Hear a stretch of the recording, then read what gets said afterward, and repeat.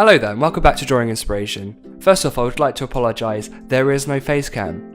So, my room caught fire, and the subcontracted cleaning company from the insurance company that we have taken everything out of my room, which is why it's echoey, and I have no tripod to stick my camera on. So, it's just going to be audio only. Sorry for the inconvenience. So you're probably wondering a little bit about the fire that I had in my room. Now, I'm not entirely sure what caused it, but all I know is the heat lamp fell in my tortoise's vivarium, and it's actually a tropical rainforest tortoise, so the substrate is normally quite moist. But somehow the heat lamp dried it up and set fire to it, and then it just melted all the way through, and like my entire shelving unit which holds the vivarium just melted through all onto my plugs. There was smoke, like damage everywhere, like just everything was covered in a layer of like soot. The insurance company came in after we cleaned up a lot of it and go, well, you've done most of the cleaning, what do we do? But they were really cool. They came a few days later and actually took everything else and just have taken it away to clean it all, which incidentally took some things that I had actually put on my desk, but it's not there anymore, including my whiskey. I didn't expect them to take my whiskey, but they took my whiskey and my tripod and a few other things I definitely didn't want them to take, but it's hilarious. It's fine. I'll get it back in a few days' time, and hopefully with the insurance payout I can actually buy my tropical rainforest tortoise. It's a redfoot named Dr. Carson Beckett, and she is actually a girl. But she's currently living in our bathtub with a few mats. But I'll hopefully get her vivarium all sorted out soon, and that'll be really cool to have her back in the room again, and somewhere she can look after herself. I figured now is a good time to talk about what inspired this picture. So it was actually from a photo a friend of mine took when she was walking through her local village. I think her friend took it, but I'm not entirely sure. But she's jumping up with her leg up slightly, holding her brolly above her head, sort of like almost like a Mary Poppins sort of thing. And I just thought how graceful it was, and I thought it would be really cool if I could draw that myself. And so I decided to use Nea Poli, my custom character, to do. I don't always notice issues when I first draw them, and for example, I've never actually drawn an umbrella before, and I sort of flip between the different things I pick up as I go through. Oh, okay, that leg looks wrong. Oh, the arm looks wrong. It's all there. Oh, the leg still doesn't look right. I keep going back, forth, and just try and edit it as I go. Don't know why I do that. That's just how my mind works. And for example, looking at this as editor Eli, I'm looking at the brolly and it's like these stickers too long, too thick, and the brolly itself, the umbrella part, the canopy, is too small and looks like it's meant to be a decoration and never actually used in the rain. Now, truthfully, if I remember rightly, the photo in which I took this reference from, the inspiration, didn't really look like a great umbrella in the first place, but I could be wrong. I mean, it was sunny in the photo anyway, so I don't think she was actually using it to protect herself from the rain, and probably just protecting her from the sun. We're English, so we don't get the sun a lot, so we burn easy.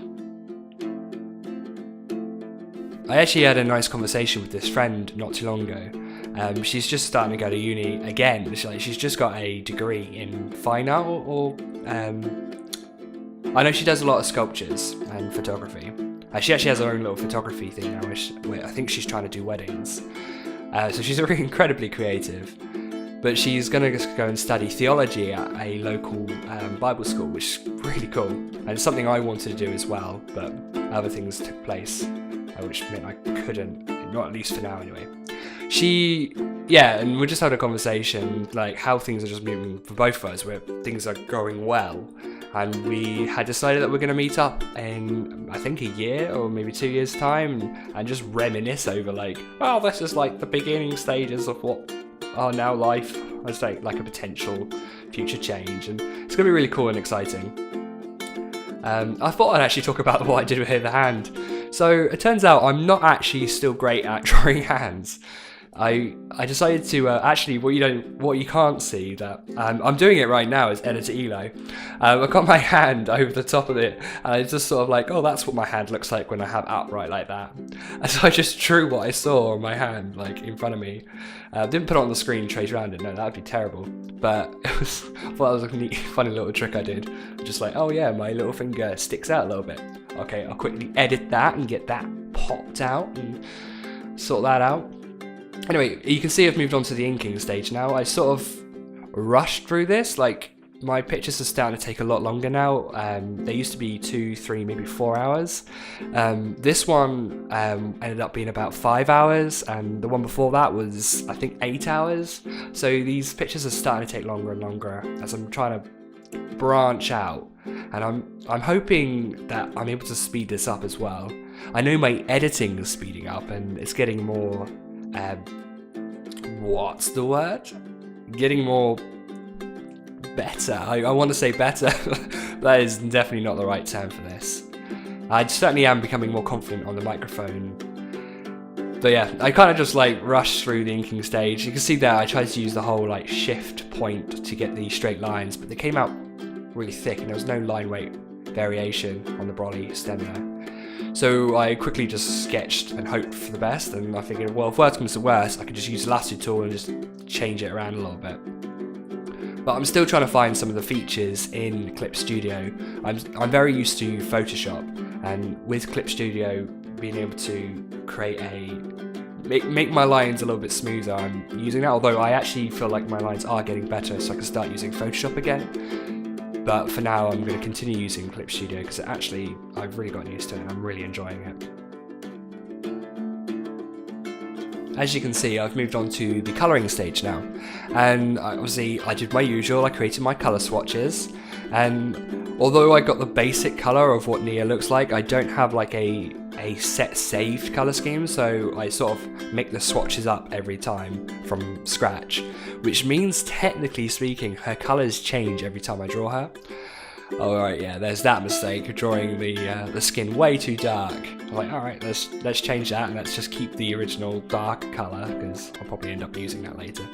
Anyway, yeah, I know, I'm trying to learn how to use clipping masks to speed up my painting process. And the fastest thing I've worked out until I've actually learned how to do a proper clipping mask is just to draw it with a basic colour first, and then use the magic wand tool to highlight the colour, which then when I go over it then with the shading and the highlights, it won't go over the lines. But it's just getting past that initial stages now and just like rubbing out, erasing all the when I do go over the lines with this. And I've noticed I've become a lot more messier with my work, but it has sped me up in the process. But it does mean I spend more time erasing, but I am faster at the drawing overall. But part of this is just like, I'm just going to keep improving and just changing my style over and over again.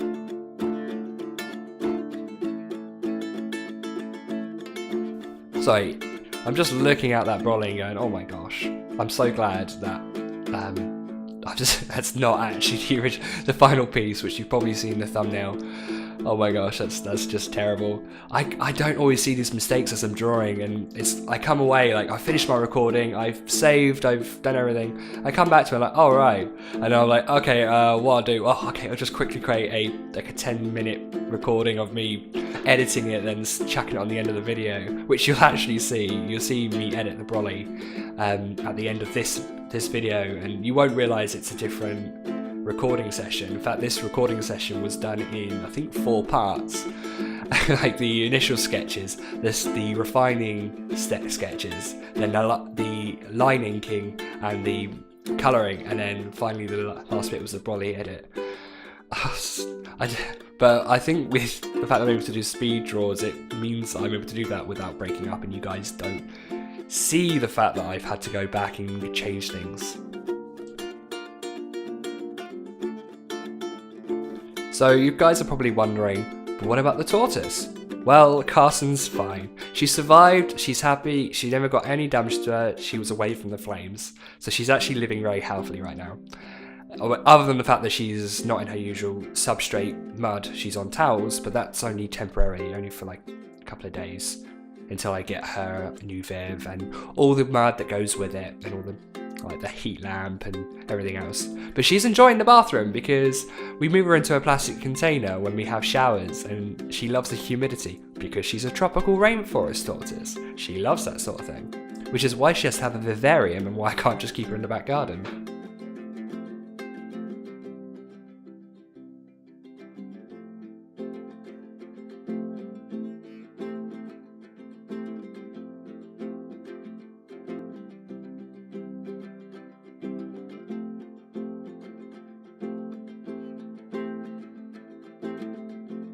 Here you can see I've just erased all the swatches, and I'm just trying to create a sort of grey effect, like it's raining outside. Now, I've never done anything like this, and I want to try and make my pictures look more like there's a story behind them.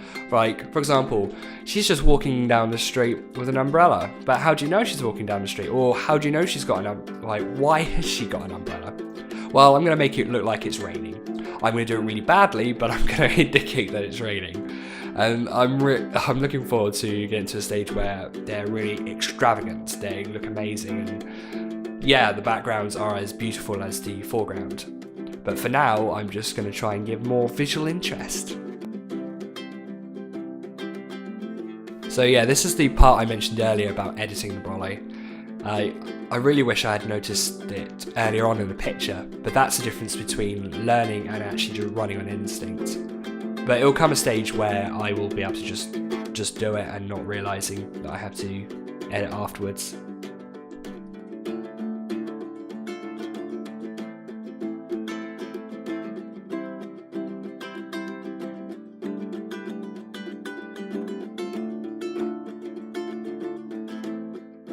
And here you go, and this is what the picture looks like when it's finished.